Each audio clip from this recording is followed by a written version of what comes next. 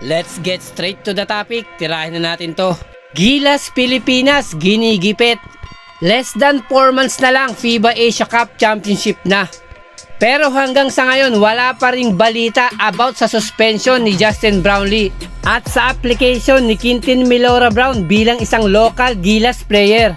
Na dito nga po nalalagay sa alanganin ng ating Gilas Pilipinas. Na mapapaisip na lang tayo at mapapatanong, bakit ganito kabagal? Just to be fair, malapit na po ang FIBA Asia Cup Championship. Kung yung ibang kuponan ay ready na at kompleto na, yung iba nga sobra-sobra pa. Then may ilan diyang kuponan na aprobahan na yung pagiging naturalized o local player ng kanilang mga ina-apply. At mabilis ang proseso. Bakit sa Gilas Pilipinas ay tila binibiti nila yung kanilang mga desisyon?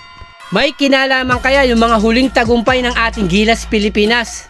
Kaya ganun na lang silang nababahala na baka masilat na naman sila ng ating Gilas?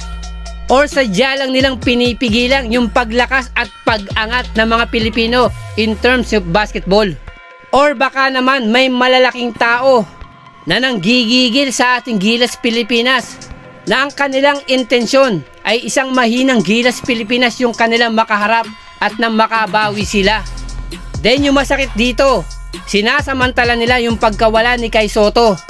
Then until now wala pa ring hatol about sa suspension ni Justin Brownlee. At yung application ni Quintin Milora Brown, mukhang maraming tao ang humaharang. Ito po, wag na tayong magugulat. The worst case scenario na baka mag-uumpisa na ang FIBA Asia Cup Championship tsaka lang nila lalabas yung kanilang desisyon. Na siguradong iikot ang mga puwet ng SBP Gilas Pilipinas at ganun din ni Coach Tim Cone.